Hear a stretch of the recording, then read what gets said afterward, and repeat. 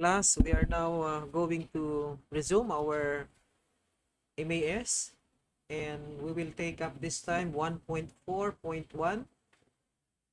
to 1.4.1.4. This is actually all about relevant costing. Now, before we proceed, let us let us brush up our knowledge first in decision making. Management makes decision, but the role of management accountant is that of supplying the information. Basically, there are 6 stages in decision making. The first is the identification of the problem or the detection of the problem. The management accountant designs the information system in order to determine or to detect the problem. The second one is the search for existing model or developing a model for the identified problem. For decision-making purposes, ladies and gentlemen, there may be available models which can be applied or which can be used to solve a situation or a problem. In case na walang existing model, management accountant may help or may assist management in developing such a model to use in deciding or rather in solving the problem. The third one is the delineation or the identification of the alternative courses of action. In that, management accountant test using the model identified, each alternative courses of action will be subjected to testing. And then the fourth stage of decision making is the identification of the relevant cost and relevant revenue, qualitative and quantitative data for the decision making. And in those stages, ladies and gentlemen, from stage 1 to 4, management accountant plays a vital role in supplying or summarizing the information for the management in order to proceed to stage 5 of the decision making, which is selecting the best solution or finding the optimal solution. That means find of the alternative courses of action, the management will choose or will select the best alternative that can meet the objectives of the company or of the management. And then the last stage is the post evaluation. In a post evaluation, of course, the first step there is that of setting the standards or the benchmark, and then gathering the actual data to be compared to the standards or the benchmark, and then making a revision or terminating the model or the course of action in case the entity's objectives or management's objectives are not met. So yan po ang anim na stages sa decision making. And etong mga decisions na to, class, ay pwedeng mag-fall into a short term or long term. Pwedeng mag-fall into a routine and non-routine decisions.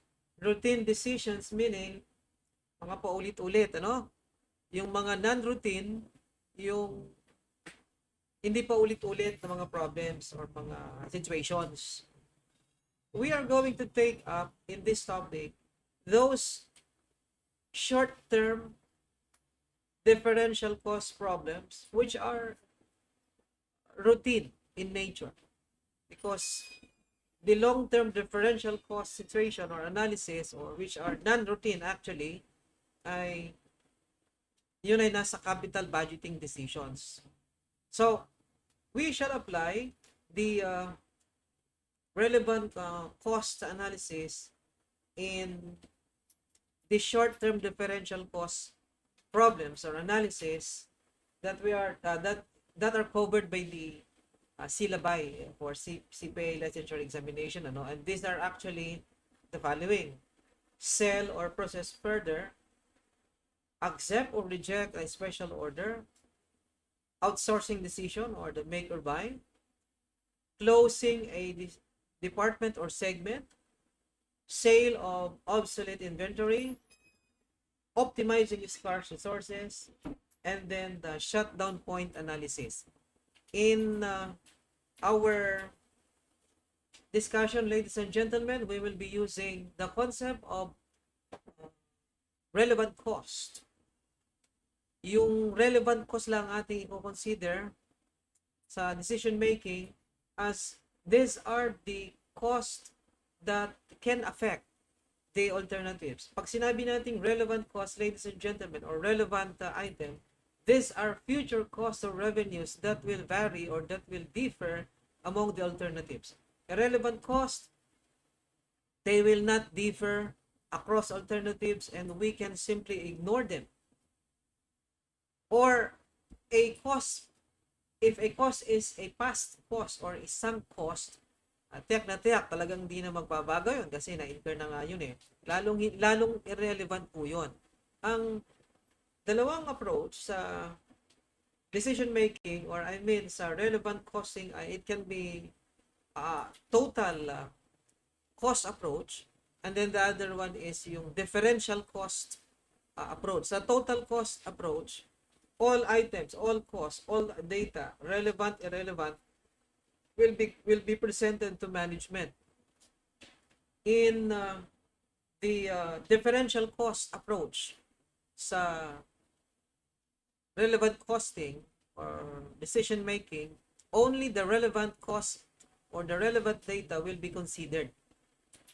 That approach is preferred over the total cost approach because there is a danger in total cost approach na baka yung decision maker ay ma-misled or ma-mistake doon sa pag-include ng irrelevant na items. To simplify the analysis or to simplify the decision making or the data, management accountants can just present the relevant data for the management. And the other approach, of course, is yung opportunity cost approach, which includes also the opportunity cost in addition to the relevant data or relevant costs and revenues. But in our discussion, ladies and gentlemen, yung opportunity cost talaga namang relevant yun eh. So we will not make a distinction between opportunity cost approach and differential cost approach. In fact, other authors, other resources used that approach, yung opportunity cost approach and the differential cost approach. They use that interchangeably. Okay? So we will now proceed, ladies and gentlemen, to our first type of short-term differential cost decision, the sell as is or process further.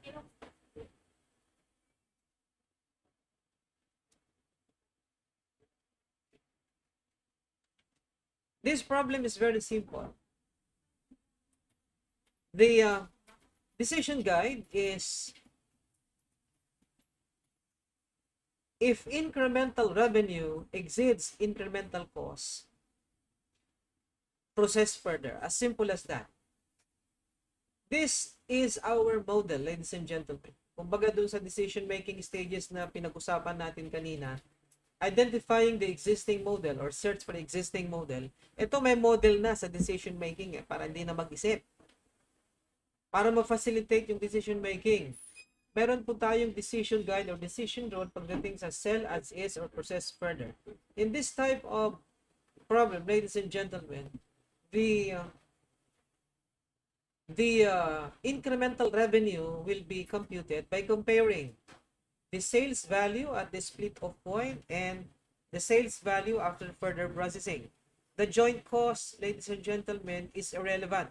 Yung joint cost can be ignored because it is the irrelevant cost. Ang pag-uusapan natin dito is kung i-process further ba or to be sold na at split off. If we process further the products, definitely we will incur additional costs. What is the revenue from additional processing or from further processing? Or that is actually the incremental revenue na ating i-compute. And how do we do that or how do we compute that? Pag kumparahin po yung sales value at split off and then sales value if processed further. So in this case, for products A, B, C, D, the sales value at split off are the following: 10,000, 5,000, 8,000, and 20,000 respectively to A, B, C, D.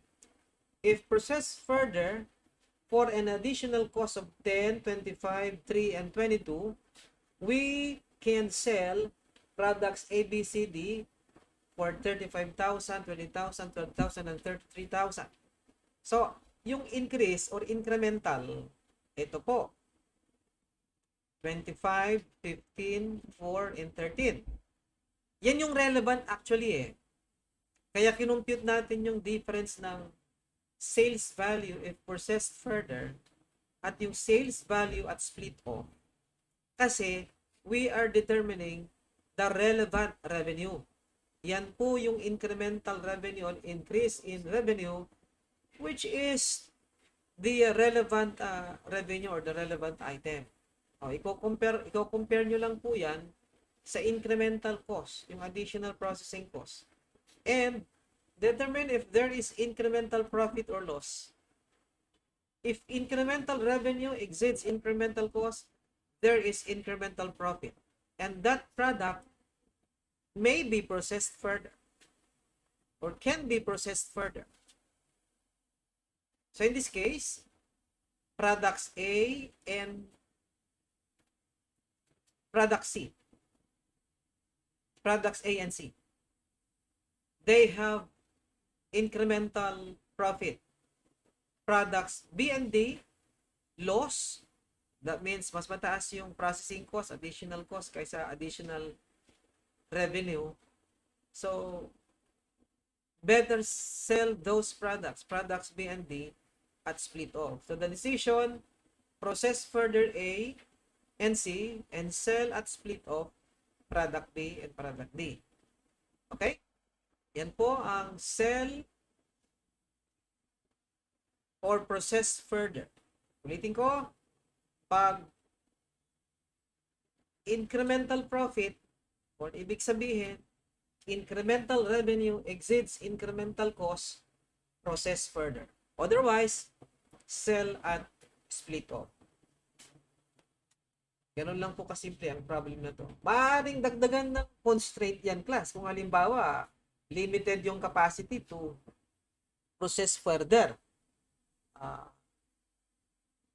Babagsak na yun sa optimizing scarce resource na situation. Na meron din tayong model na iti-take up syempre, no?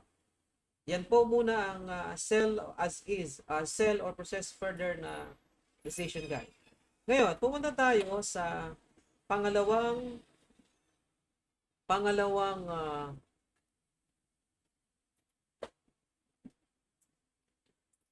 short-term differential cost. Yung accept or reject a special order.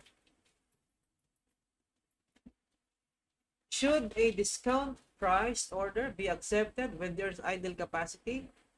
If regular sales are not affected, accept order when revenue from the order exceeds the incremental cost.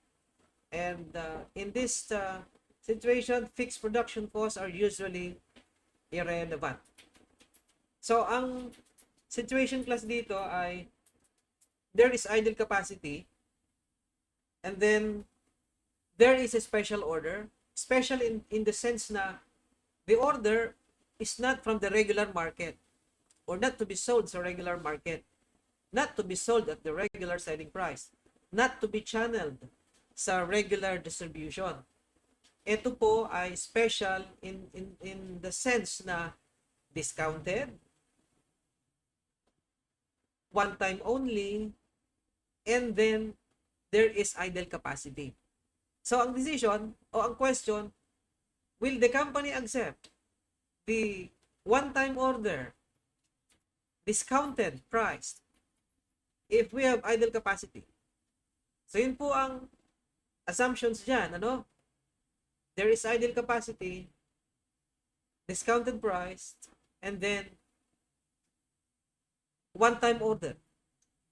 Kasi pag paulit-ulit yon, magiging regular na, baka yung regular market natin maapektuhan. Possibly, the regular customers will demand the same discount, and that would cause a decline in the margin for the company. So ito po ay discounted price, which is one-time order, and there is idle capacity. So how do we analyze or how do we decide? Ayun, madali nga lang, ano? We compare the relevant cost and the relevant revenue. If relevant revenue exceeds the incremental cost, meaning there is incremental profit, we can accept the special order. And dito, ladies and gentlemen, dapat alam ninyong i-identify kung ano ang relevant at irrelevant. Yun actually ang dapat na matutuhan ng isang candidate for CPA. Yung pag-identify ng relevant cost and relevant revenue. Costs that vary or that differ across alternatives, yun po ang mga relevant. Revenue that vary or across alternatives, yun din ang relevant revenue. Sa mga ganitong situation naman, identifiable naman yung mga relevant revenue. Kasi ito po ay accept or reject special order. Siyempre, mayroong sales price, yung discounted sales price from the special order. Sige po, tayo po ay pumunta sa mga sumusunod na problems to illustrate the decision na sell as is or process further. Problem number 1, or yung Genia Enterprises has the capacity to produce 12,000 units per year. Expected operations for the year are 10,000 units, and the selling price is 20 pesos per unit. The variable manufacturing is 8. The fixed cost total 40,000, and that is irrelevant, ladies and gentlemen, because yung company or yung entity excess capacity or mayroong idle capacity. Ano? May idle capacity. Kaya yung order dito ay ma-accommodate sa capacity. So there will be no additional capacity to be acquired. Kaya yung fixed capacity cost, actually mga capacity cost yan eh. Irrelevant yan. The marketing and administrative cost, variable per unit, 3. And the fixed total is 20,000. Irrelevant din yan. Normally, mga fixed cost dito, irrelevant yan. Unless there is additional fixed cost na ma-identify natin sa problem. Yun po ang magiging point. Pero yung capacity cost, that's irrelevant. Yung fixed capacity cost, yung fixed cost ay irrelevant item po yan. First question, what is the expected level of operating profit? That's very simple. Using the contribution format computation, we determine the contribution margin. The CM per unit is 20 minus 8 minus 3 because we have 3 per unit for variable marketing or variable operating expenses. So that is 20 minus 8 minus 3, that's 9 times 10,000 units, 90,000. We deduct the fixed cost, yung pong 40,000 na fixed production cost at 20,000 na fixed marketing and administrative, the profit is 30,000. At the current level na or the expected level na 10,000 units. And recall or note that the capacity of Genia ay 12,000 units. So if Genia is expecting or budgeting 10,000 units, mayroong idle na 2,000 units na pwedeng gamitin to accept a special order kahit na discounted price. We proceed to letter B. Should the company accept a special order for 1,000 units at a selling price of 15? The regular price is 20, ano? If variable marketing expenses associated with this special order would be 2 per unit, calculate the incremental profits if the order is accepted. So we perform the analysis, ladies and gentlemen. For 1,000 units at 15 per unit, so that's 15,000. The incremental costs are the following. Pinakauna, variable manufacturing. Relevant niyang variable manufacturing kasi pro-produce mo yung 1,000 eh. Ano? May mga pagkakataon na pwedeng madagdagan yan if there will be a modification for the special order. Without any other information, kung ano yung variable production cost or manufacturing na binigay dyan sa problem, kukunin nyo lang yon, yung gagamitin ninyo. Yung variable marketing ay 2,000. In case walang sinabi na 2,000 ang o 2 per unit, ang kukunin nyo yung 3. Pag walang sinabi ang problem kung magkano ang magiging variable marketing, como variable po yan, ay kunin nyo lang yan, yung variable na nandyan, ano? Pero normally, sabihin yan kung magkano ang variable marketing expense dahil ito po ay special order, maaaring hindi dadaan doon sa regular channel ng marketing. Kaya maaaring iba ang marketing expense po doon. Pero in case wala, ang assumption dyan, ganyan din kung ano ang variable marketing cost per unit sa regular na market.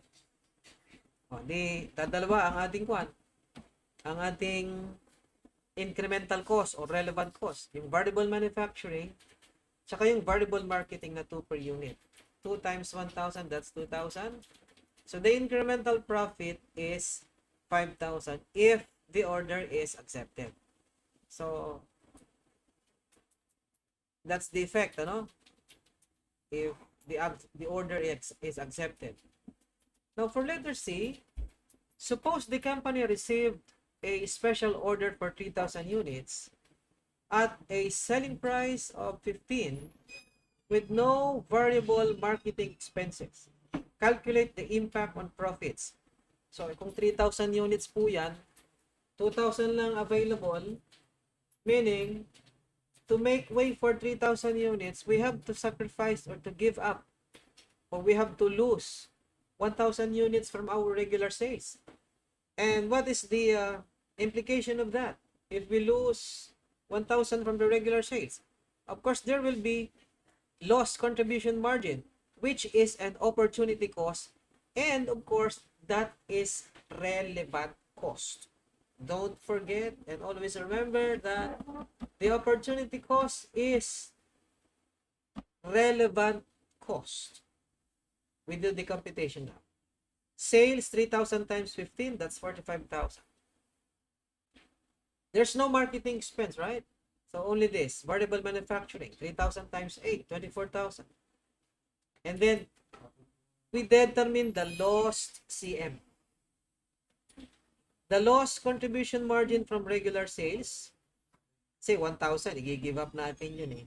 So, diba kanina na-compute natin yan na 9 per unit yung regular CM, 20 minus 8 minus 3, 1,000 times 9, 9,000. The incremental profit will be 12,000. 45 minus 24 minus 9, that is 12,000. So the order is still profitable. Just the management assures na ito ay hindi magiging paulit-ulit. Otherwise, paulit-ulit yan. baka maapektuhan na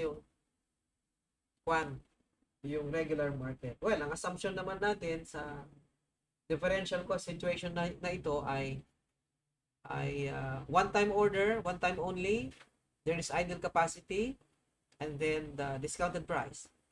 Ngayon, kung yung idle capacity ay not enough to accommodate the order, we have to determine yung opportunity cost, yung lost TM, which will become part of the incremental cost. Okay? So, ganun po. Ang dapat ay marunong kayong mag-identify kung ano ang relevant at irrelevant. Okay? Next, problem number 2. For the second problem ng sell or process further, Touch O-Class produces high-quality wooden commemorative plaques, and each plaque is handmade and hand-finished using the finest materials available. The firm has been operating at capacity for the past 3 years. Based on the capacity level operations, the firm's costs per plaque are as follows. So ito po, material, DL, and variable overhead, and then the fixed overhead. All selling and administrative expenses incurred are fixed, and the firm has generated an average selling price of $550 for its plaques. Recently, a large corporation approached Coney Quicken, the president of Touch O-Class, about supplying the corporation with 3 special plaques commemorating the retirement of the 3 high-level executives. These plaques would be appropriately 2 times as large as the typical plaque the company now makes. Ms. Quicken has estimated that the following per unit cost would be incurred to make the 3 plaques. So ito po, yung para sa special order. Para sa tatlo, ano? Material, direct labor, variable overhead. The total direct cost is 970. And to accept the special order, the firm would have to sacrifice 25 regular units. So merong lost contribution margin po dito. First question, first requirement, identify all of the relevant costs that Ms. Quicken should consider in deciding whether she will accept the special orders. It's very simple. Ayan, binigay naman na yung material, DL, and variable overhead doon sa tatlong plaques to be ordered. So 970 times 3, the total variable manufacturing cost for this special order is 2,910. In addition, yung opportunity cost, yung lost TM from regular sales, kasama din sa relevant cost po yun. So kung 25 units will be lost from the regular sales, na ang contribution margin po natin per unit dyan, 255, ano po? Kasi, ito po yan, yung variable cost natin, 150, 110, and 35. Yan po ay 295. Then, 550 yung selling price. Kaya ang ating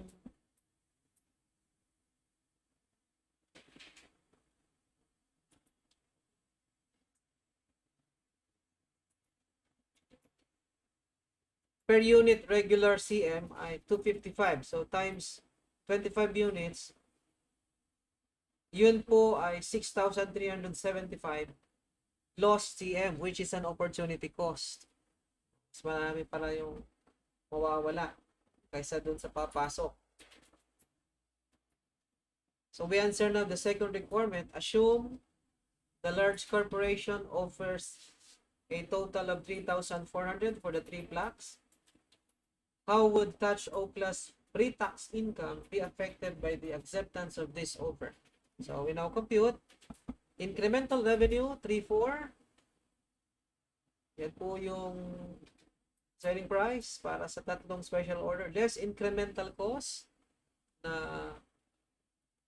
9,285. Yung pong sum ng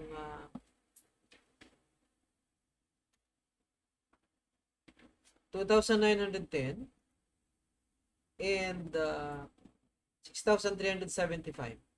And the net loss is 5,885. It is not wise to accept the special order in this case.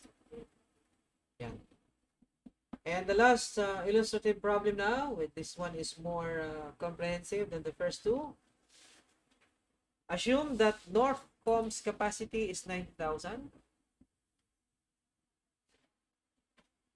including 15,000 units over time. And currently, Northcom is producing and selling 80,000 units. And the selling price is 8. Variable production costs are 3 per unit. And the annual fixed overhead costs are 200,000. Variable shipping, 0.5. All administrative expenses are 12,000 and fixed. And Argentine Communications approaches Northcom with an offer to buy 10,000 receivers. So, eksakto dun sa unused capacity, ano? Kasi 90,000 yung kanyang capacity, including overtime, ano? At currently, Northcom is producing 80, so may 10,000 na pwedeng gamitin, eksakto sa special order. 6 pesos per unit yung offer ng buyer, ng potential buyer natin, potential customer. The special units would require minor modifications and force more overtime, adding 0.8 per unit. So, yung 3 per unit na variable plus 0.8, yan ang magiging variable manufacturing per unit natin. Then, additional fixed cost, supervision, 3,000. And then, the packing and shipping cost will be 2,000. The first requirement is assuming regular sales will not be affected should the company accept the offer. So, we perform the analysis. Incremental revenue, 10,000 units yun eh, at 6. So, 60,000 po. Ano ang mga incremental cost natin? Yung variable manufacturing cost, 3.8, including the overtime cost na 0.8, ano? Kaya 3.8. Additional supervision na 3,000. And then, the packing and shipping cost, 2,000. The total will be 43,000. And we have a profit na 17,000. So this order is acceptable. It will result to incremental profit na 17,000. Now for letter B, assume that international market begins to affect the domestic market to the extent that domestic price drops from 8 to 7.6.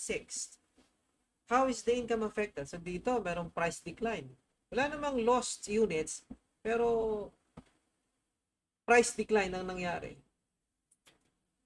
Napersang mag-markdown yung regular kasi nasilip nila siguro, nalaman nila na yung international market mas mababang price. Whereas ini-export pa yon, eto sa domestic lang, dapat mas mababa. Yan kasi possible na effect class kapag discounted yung price sa special order. Regular sales might be affected. So, 60, variable manufacturing, additional supervision, packing and shipping. We include as part of the incremental cost, yung opportunity cost, yung lost CM from the price drop or price decline. Kasi from 8 to 7.6, that will be 0.4 times 80,000 regular domestic sales, that's 32,000. At ang lalabas ngayon, mas mataas na yung ating total incremental cost, 75,000. Mas marami ang incremental cost kaysa incremental revenue. Net loss na tayo ng 15,000. Profit will decrease by 15,000 kung itong order na to ay to be accepted and they domestic price drops from 8 to 7.6. Okay? So, yan po ang ating accept or reject a special order.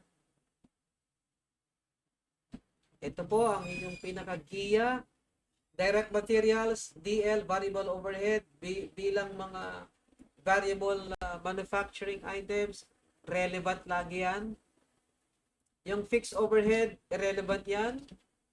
Pwede nyo nang, wag nang isama yan sa analysis. Yung variable operating or variable marketing or variable shipping, relevant din yan. Ano? As to magkano, kung ang order will pass through the regular channels of distribution, halimbawa, silent yung problem kung walang sinabi kung magkano ang variable operating or marketing or shipping. Kung ano yung variable marketing, operating, shipping sa regular market, kunin nyo lang yon. Unless sinabi na there will be no marketing expense. O di wala na talaga doon. Pero pag walang information na gano'n, kunin nyo lang yung variable selling expense per unit doon sa problem. Ano? Ang assumption kasi noon, yung special order will pass through the regular channels of distribution, kaya pareho yung per unit na variable marketing, shipping, or OPEX. Now, if the order will not pass through regular channels, for example, direct shipment, hindi nadadaan sa regular distribution channel, or pwede rin FOB factory to be picked up by the customer, by the vendee, irrelevant yon, yung nandun sa kwan, ano? Yung nandun sa problem. Malamang may sasabing iba. Look for variable expense for the order if given, if any, ano? Yan po ang pinaka-giya sa pag-analyze kung ano ang relevant. Fixed OPEX, irrelevant. Fixed operating expenses, that is irrelevant. Okay? Tumako na tayo sa pangatlong differential cost decisions, outsourcing or make or buy. Outsourcing or make or buy. Should a part be manufactured or bought from supplier?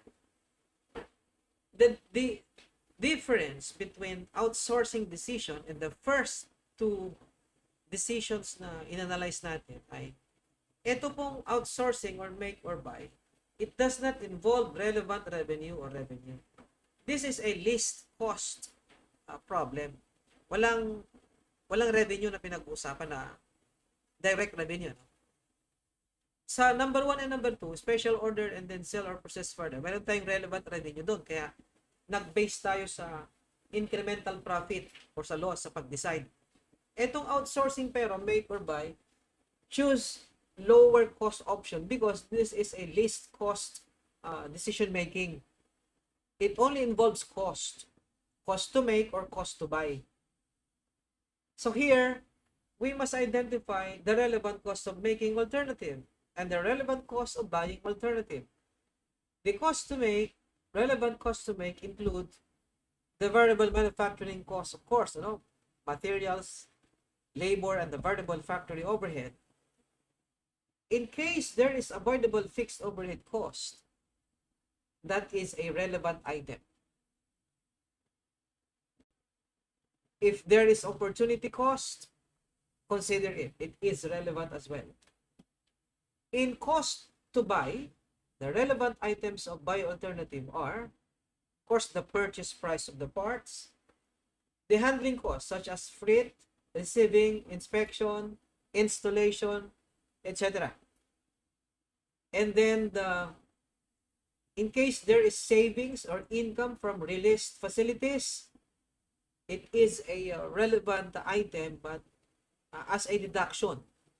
Kasi it's like an income, If the company opts to buy, then the capacity or the equipment or the facilities currently used in making the part, marirelease yun at pwedeng may alternative use yon or may savings or income which happens kung we buy the units. Kaya ang ginagawa dyan, idinideduct as a deduction item sa relevant cost of buying. Alternatively, pwedeng idagdag doon sa relevant cost of making bilang isang opportunity cost. Whichever, you must arrive at same decision. Let us illustrate that, make or buy.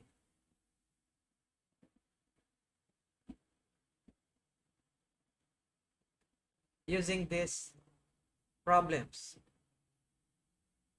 Sherwood is currently making part 911 and producing 40,000 units annually. The part is used in the production of several products made by Sherwood. The cost per unit is as follows. So ito po, 9.3, then 250, and then 4, yung fixed. Of the total fixed overhead, 88,000 is direct fixed overhead.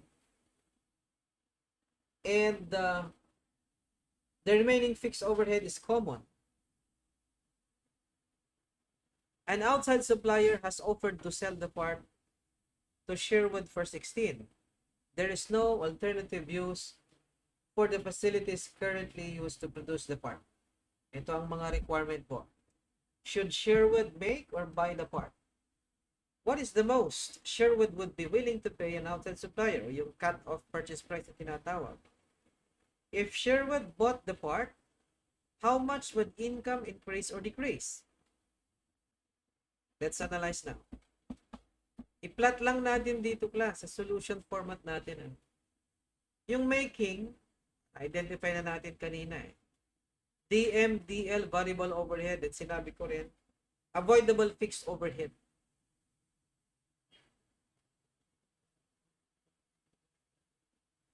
So DM,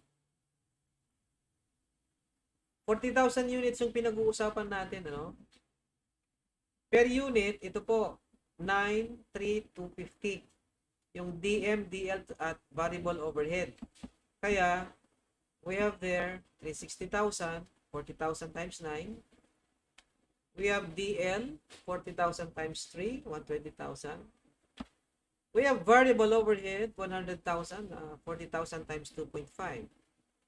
And then we have avoidable fixed overhead na 88. Yan po yung direct fixed overhead, ano, na it is the cost of the lease of production machinery and the salary of production line supervisor, and neither of which will be needed if the line is dropped. Kaya ma-avoid talaga yung 88.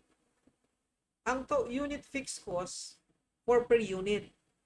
That is for 40,000. So, if you're going to determine the total fixed cost dyan, 40,000 times 4. 160,000 po yun. Actually, if we make, under the make, kung ang gagawin po natin ay total cost approach, ito mangyayari dyan ito ang mangyayari dyan. Ang total fixed overhead actually 160. Tulad ko dito 40,000 times 4. If we buy the part, yung 88 may eliminate. Papasok yan dito bilang relevant item. 88 deduct from 160. Ang magiging fixed cost na lang 72. Kung total cost approach ang presentation, represent mo yung total fixed overhead under make. Alternative 160. Fixed overhead under buy alternative 72. Pag relevant cost analysis or differential cost analysis, yung difference lang, yun lang relevant Itong 72 narito rin sa 160. Ang relevant lang actually yung 88 na avoidable. Kaya, yan lang ang relevant, yan lang ang represent, kahit wag mo nang i-analyze ng total na ganyan. Okay? Yan ang explanation yan kung bakit yung avoidable fixed relevant. So, delete ko na to itong total Yan. So, 88. The total cost of making is 668. The purchase price is 16, di ba? Offer price ng supplier, 40 units times 16. 40,000 units times 16, 640. Walang binigay na handling cost or mga savings from release facilities, kaya yan lang po. You compare 668, 640, choose the lower cost option. So in this case, buying is advantageous by 28,000. So it would be better for the company to buy than make the part due to net advantage of 28,000. Yan po ang decision. Now, to answer the second requirement, what is the most Sherwood would be willing to pay an outside supplier, or yung maximum acceptable purchase price to the company, yung cut-off purchase price. Eh, dapat, syempre, ang total cost to buy hindi hihigit sa 68.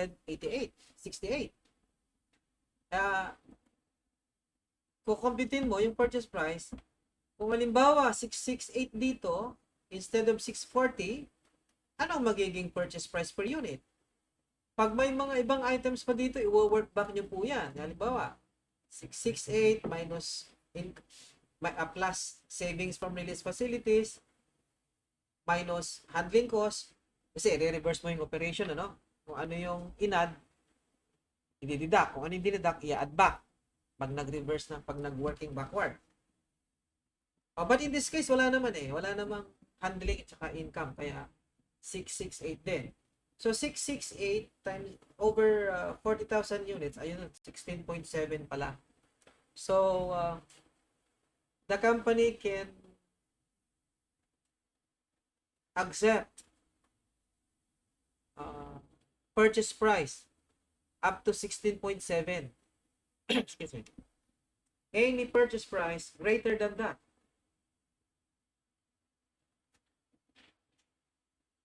it would be disadvantageous. Ibig sabihin, mataas yung cost of buying more than the cost of making. The lower, the better. So as the offer price becomes lower, habang bumababa yung offer price ng supplier, doon sa cut-off purchase price, tumataas yung ating savings. Kaya nga ito, 16 per unit yung offer price. Ang maximum or cut-off, 16.7. Kaya, better buy. Pag lumampas sa 16.7, do not buy. Better make. As simple as that. Okay? And the last item, the question, if Sherwood bought the part, how much income would increase or decrease? Ayan po, 28,000. Kasi, yung net advantage of buying, yan po yung cost savings. Kaya, cost is saved, income will increase. The last problem for make or buy, ito po, RN has bids from several suppliers for a control device. 30,000 units last year. Past several years, for the past several years rather, RN has made the devices. And this year, the company needs 30,000 units. Yung data ng 2020 for 25,000 units ay ito po yung per unit na variable. DMDL, variable overhead. Constant ang mga yan, 1.25, 0.6.5. But the fixed overhead applied, do not analyze that on per unit basis. Sa total tayo mag-a-analyze yan. Walker Wiring returned the most attractive bid at 3 per unit. So, yan yung offer price ng supplier. And the handling cost for this, yung quality control ng purchase units ay 3,000. relevant yan. The only avoidable fixed manufacturing is 6,000. The cost of leasing specialized equipment required to make the control device. If device is purchased, the specialized equipment, void the lease, and use the space, renting storage space would cost 4,000 next year. Okay, tuloy tayo class sa make or buy. At ito po sa ating analysis ng make or buy analysis for this problem. So yung mga variable manufacturing, yun ang mga relevant na items. Ano? So, 1.25 per unit, yung materials, 0.6 yung DL, and then variable overhead is 0.5. So, yan po yung total cost of making na relevant, 37,500, 18,000, and 15,000. And then yung avoidable fixed overhead na sinabi kanina, sa information rather, which is 6,000. And the cost to buy is, the purchase price per unit is 3. Yan, 30,000 units times 3. The handling cost is 3,000, yung quality control. And then savings from release facilities as a deduction item. Ano? Tandaan ninyo yan. Deduction item dyan sa ating cost of buying. So, the total cost of the total cost of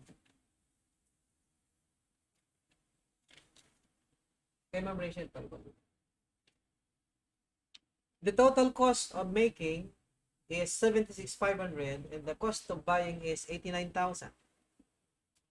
So in this case, the lower cost option is make. So the decision will be to make with a net advantage na 12,500.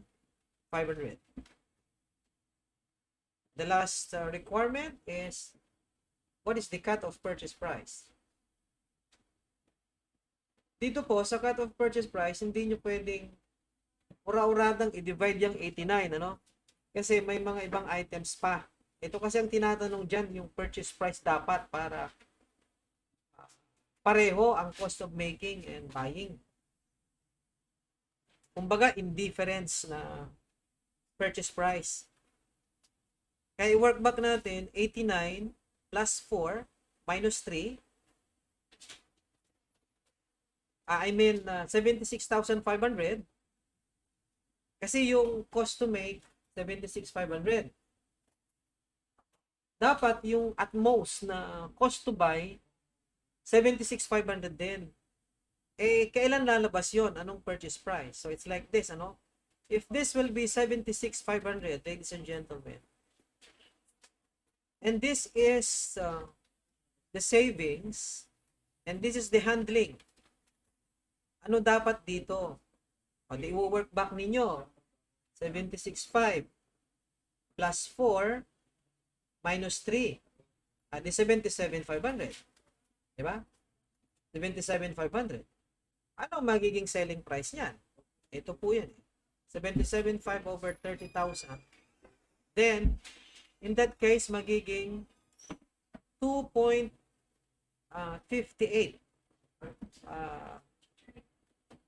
per unit. Maximum purchase price. That is the cut-off purchase price for this situation. So if the offer price is below 2.58, it's better to buy, you know. But if the purchase price is more than 2.58, it's cheaper to make, such as in this case, ano? Kasi yung offer price dito, 3 per unit eh. 2.58 yan. Kaya, 1. It's better to make. The net advantage is 12,500.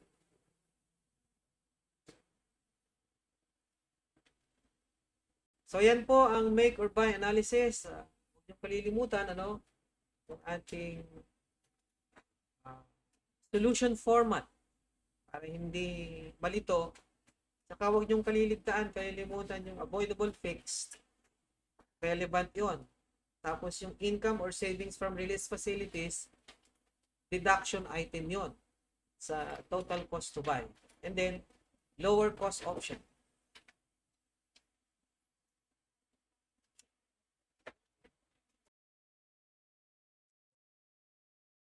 Dumako na tayo ngayon class sa pang-apat na differential cost analysis, yung closing a department or segment. Should a segment of the company, such as a product line, be terminated?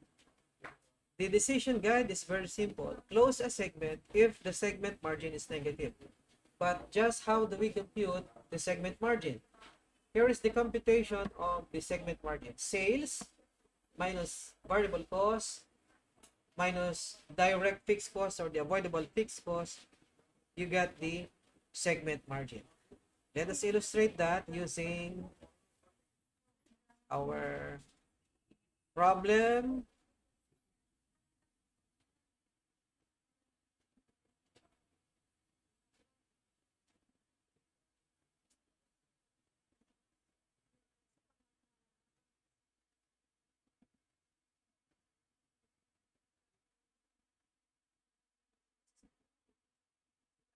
This one, ano, dito, magkasama na yata dito. Okay, here class, ano?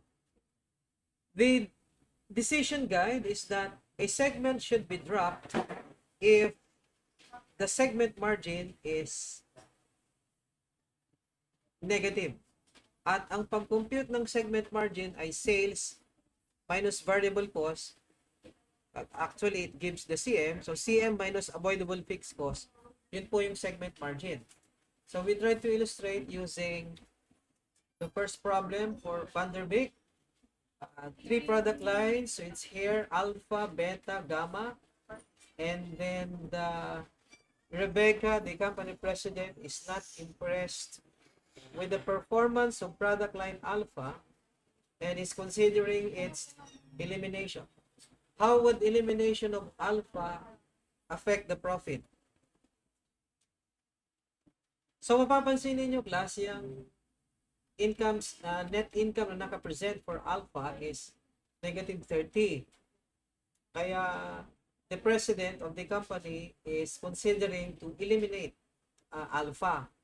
But is it correct to decide on the basis of the net income kung saan yung unavoidable fixed cost ay naka-charge or naka-allocate? Tingnan natin. Ang avoidable fixed cost kasi irrelevant cost yan. At that will not change kahit na i-drop mo or i-continue mo yung isang segment, that will remain. Kaya sa analysis, dapat alisin yan. Kaya ang basis natin yung segment margin. Tulad po nito,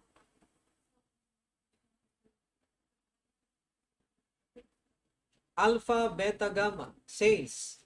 Kunin lang yung variable cost. Ito actually yung contribution margin. Yung unavoidable fixed cost, huwag niyong ibawas. Yung avoidable fixed cost lang or direct fixed cost. Yung common fixed cost, allocated cost kasi yan eh. Allocated costs are irrelevant. Hindi yung direct na fixed cost ng mga segment. Actually, ang i-deduct lang mga cost na direct sa segment. Variable cost talagang direct yan. Yung avoidable fixed cost, yun ang direct fixed cost. Ang logic nito, ladies and gentlemen, ay kapag yung direct fixed cost, yung variable cost at avoidable fixed cost ay na-absorb ng isang segment, yung segment na yan can exist in the long run. Profitable yon. Halimbawa, si Alpha. Aba, positive segment margin pala yan eh. Ang direct fixed cost niya, 80. ang contribution margin niya 110. Kaya-kaya niya palang i-absorb yung sarili niyang direct fixed cost. So, alpha is profitable segment. Hindi dapat i-drop. At ang mangyayari, pag ang isang segment na may positive segment margin is drop, the overall company profit will decrease equal to the segment margin, positive segment margin na nawala or na-eliminate. In the same way, kapag ang isang margin or rather segment na may negative segment margin, at yun dapat ang i-drop, i-drop dapat kung negative yung segment margin. If a segment which has a negative segment margin is dropped, the overall company profit will increase equal to the amount of the negative segment margin that was eliminated. So yun po ang magiging effect.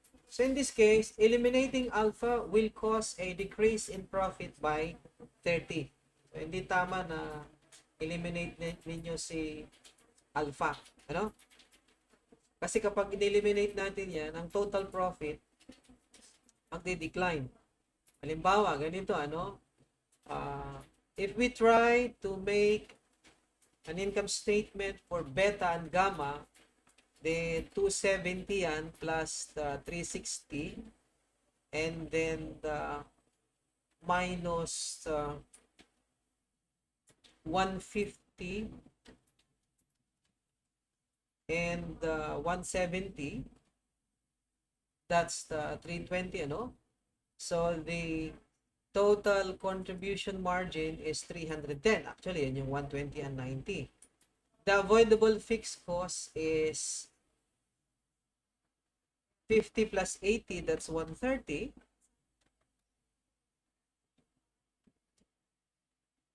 So the segment margin will be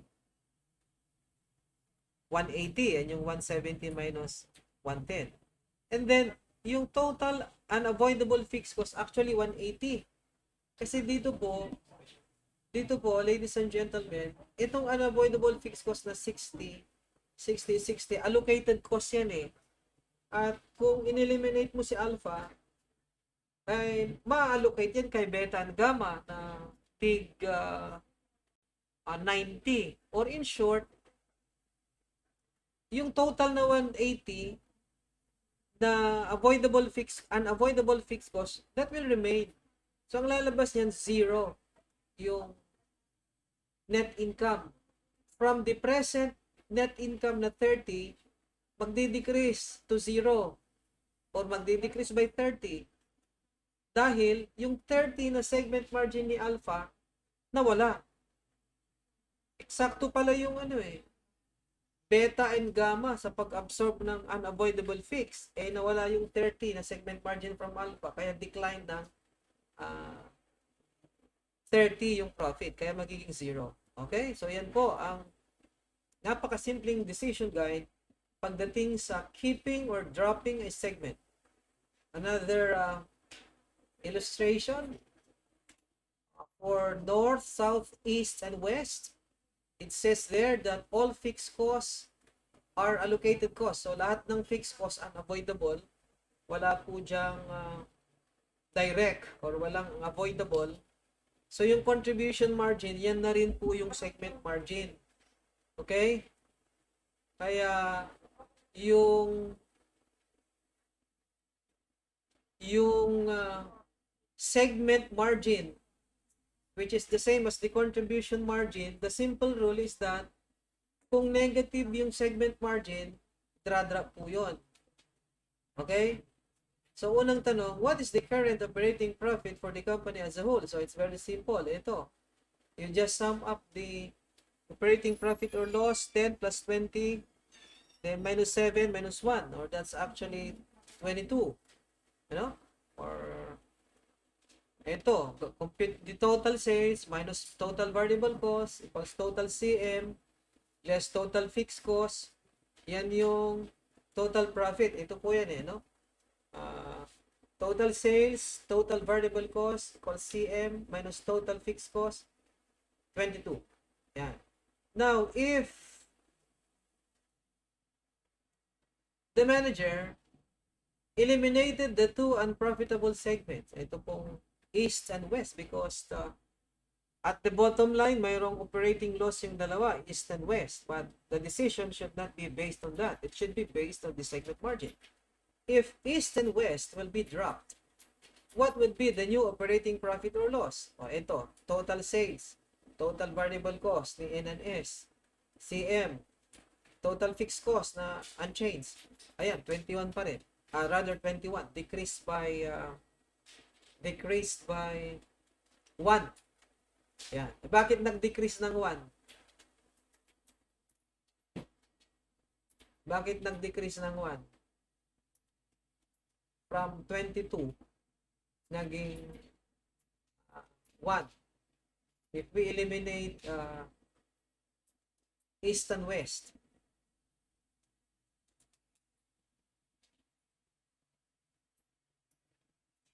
kasi ganito, yung West, actually, positive segment margin. If you eliminate 2 na positive, ang cost niyan, decrease ng overall profit na 2. So, from 22 to 20. Hindi dapat i-drop si West. Si East ang dapat i-drop. Pag dinrop si East, mag-i-increase ang profit ng 1 kasi ina-absorb pa siya ng negative 1 eh. Kaya ang effect nun, decrease by 2, increase by 1. Decrease by 2, increase by 1, net effect, decrease by 1. The optimal decision there should be drop only East and just continue West. In that case, the profit, overall profit will be 23. Magkakaroon ng increase. Yan. Okay? So, how can management maximize profit? Ayan po. To maximize the profit, eliminate only the segment which has negative segment margin. In this case, East. And if you drop East,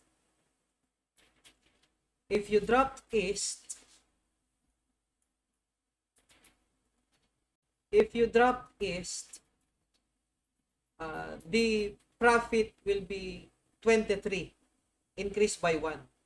Ano? Kasi negative segment margin si East. If that is dropped, overall profit will increase by 1. Okay?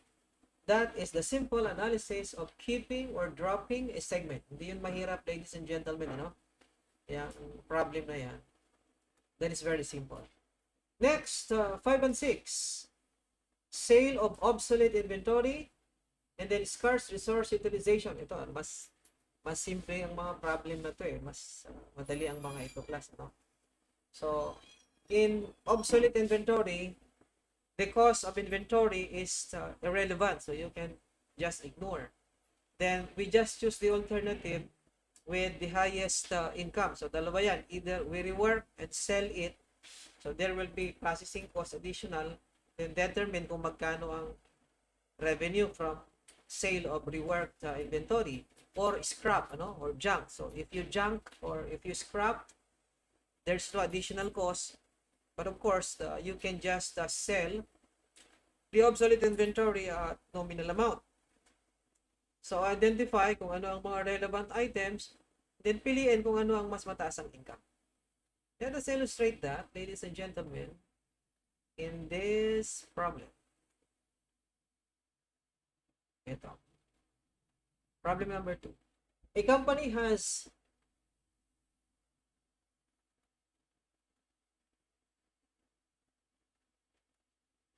A company has 10,000 obsolete merchandise with accumulated production cost of 5 pesos each. Ignore 5 pesos. That's irrelevant. 2 alternatives have been presented. 1, dispose them as scrap for 3 pesos. So 3 pesos times 10,000, you can have revenue from sales of the inventory as a scrap. That's 30,000. There's no more cost.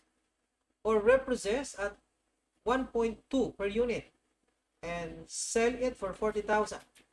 The 1.2 times 10,000, that's 12,000. Deduct from 40, 28,000 yun. Unang tanong, is the accumulated production cost of 5 per unit relevant? The answer is no. It is a sunk cost. It is irrelevant. Then how much is the incremental income from each alternative? If scrapped, 30,000, that's the income, 10,000 times. If reprocessed, income is 28,000. 40,000 minus the 12,000 processing cost. So it is better for the company to scrap it 30,000, no?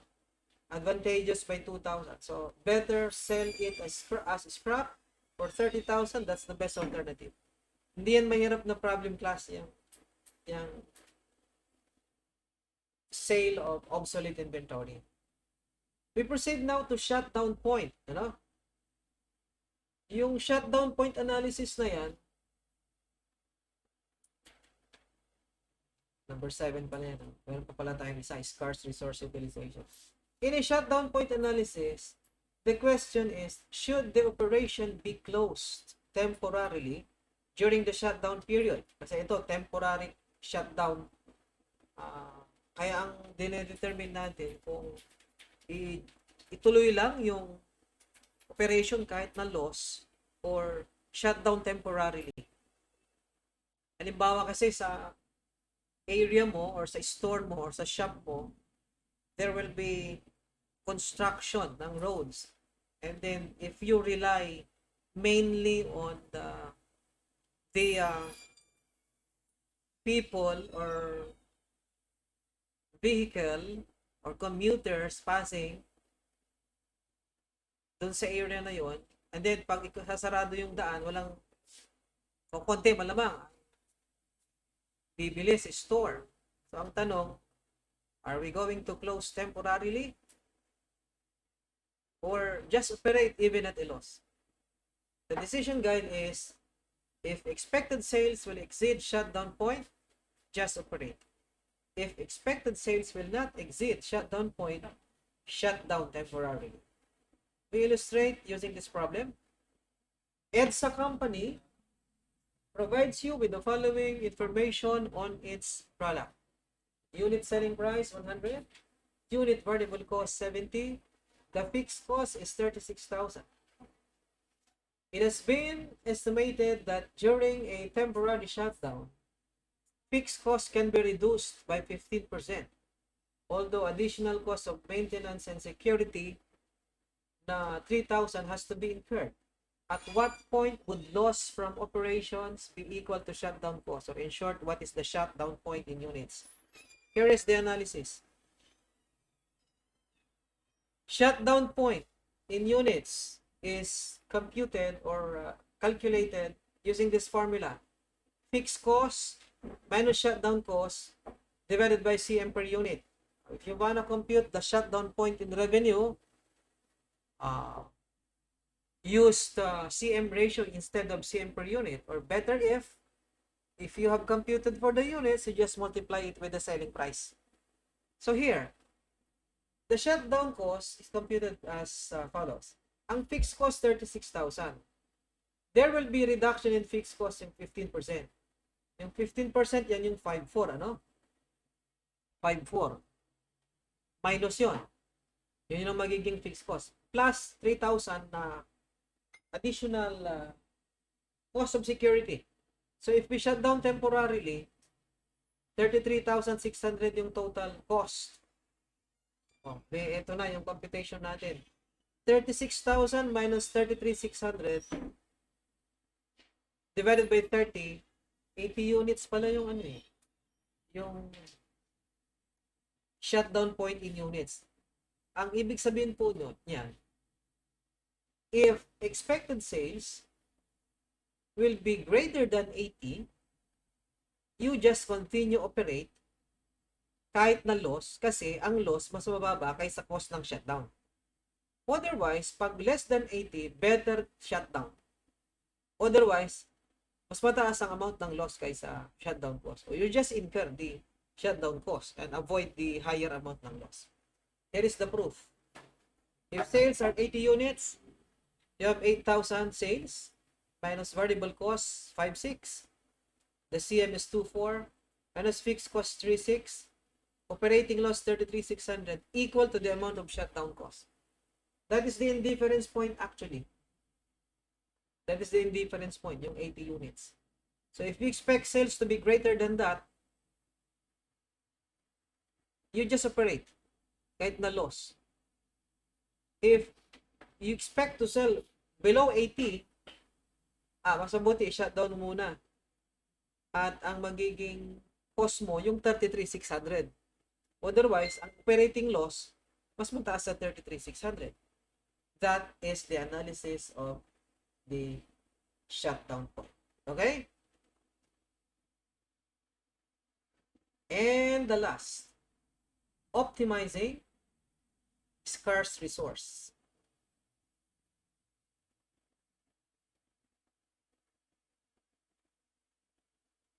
Scarce resource utilization. Which products should be emphasized when capacity is limited? So determine the scarce resource and then emphasize or prioritize the products with the greatest CM per unit of scarce resource. So that is not necessarily the CM per hour, per unit, You have to determine kung ano ang scarce resource. Then maximize the contribution margin per unit of the scarce resource. So it's here, narito pala yung problem dyan. Sheet 1, worksheet 1, ano? Ekel creates ABC. The joint cost is 60,000. That's irrelevant. And each product can be sold at split of point or processed further. Additional processing costs are 1 per gallon. So ito po yung 1 quantity and then sales price per gallon, that split of sales price per gallon if processed further. So mag-i-increase lahat. The processing cost is 1 per gallon. So if you are going to determine kung pwede bang i-process further lahat or alin ang mas okay na i-process further, ABC, incremental revenue, less processing cost, lahat may incremental profit. So if the company has the enough resources to process further all of this, all products A, B, and C can be processed further. Ay yan, yung nga lang, ang problema, there is a constraint. Only 12,000 pesos is the available cost of further processing. So we have to prioritize. Prioritize or emphasize the product with the highest profit, of course. So the first priority is B, followed by A, and followed by C. So let's allocate the 12,000 available costs. First to B, kung 5,000 gallons si B, allot 5,000 pesos to B. The balance is just 7,000. So we can only process further 7,000 gallons of A. Ilan yung na-process further? Na-produce pang A? 10,000 gallons. So, hanggang 7,000 lang ang mapoprocess further doon. So the decision, process further 5,000 gallons of B, process further 7,000 A, sell at split of 3,000 A, and sell at split of 20,000 gallons of C. Yeah, madali. The last problem is still for optimizing scarce resource. Okay, so A, B, C, D. There is the selling price. There is the variable cost. Then hours required for each unit. And then the market limit. Total fixed cost, total hours available. We determine the best product combination now. We compute CM per unit, no? Selling price minus variable cost. So we have there 50 to A, 170 to B, 80 to product C, and 30 to product D. And then because the products require different number of hours, we are going to compute the CM per hour. O kumbaga, Hindi mo pwedeng pagkumparahin yung CM per unit, yamang magkakaibang oras, number of hours required to produce. Kaya dapat sa common comparison tayo, yung CM per hour. So you divide each CM per unit by the hours required. Depende sa problem, maaari ring multiply. Yan kasi hours required per unit. Pero pag sinabi number of units per hour, itatimes nyo naman yon. So divide by 5, the CM per hour for A is 10, 17 kay B, and 20 kay C, 15 naman kay D. So pansinin ninyo, bagamat CM per unit ni A, rather ni C ay 80, siya pala ang pinaka-profitable because it takes only 4 hours to produce a unit of C. And in 4 hours, meron kang 80 na na-produce na CM. Compare nyo kay B, mataas na yung CM per unit, 170. Datapwat 10 oras ang kailangan mo dyan. Abay, 2.5 products na ang na-produce mo doon. 80 plus 40, 200 na per unit. 200 na CM, yung sabihin. Mas profitable si C. Base ninyo sa CM per hour or contribution margin per unit of scarce resource. Yan ang ibig sabihin. The scarce resource or the constraining resource here, number of hours. So first priority C, second B, third D, fourth A. We allocate the available resources now na 96,000 hours. To product C, tingnan niyo kung may market limit. Yes, there is. 8,000 lang. So, produce up to 8,000 times 4, allot 32,000 hours to C. Second priority, product B, there is a market limit. In case walang market limit, sa kanya na lahat yung natitirang oras. So, produce only 6,000. So, times 10,000 or times 10 hours. That's 60,000 hours. So, the balance of 4,000 will be devoted to the third priority, which is product D. But much as we want to produce all, or much as we want to, produce the entire 4,000 capacity to sell, kulang na yung oras, 4,000 hours na lang. So, divided by 2, we can only produce 2,000 units. So, ang allocation ng hours, 32,000 kay C, 60,000 kay B, 4,000 hours kay D. And the decision is produce 8,000 C, produce 6,000 B, and produce 2,000 D. Yan po ang pag-allocate ng constraining resource or scarce resource. Okay? That completes our relevant costing, I'll be uploading this Microsoft Excel as your reference, and then the handouts, of course, I'm going to upload with the video. Okay, so thank you, and till our next recorded session.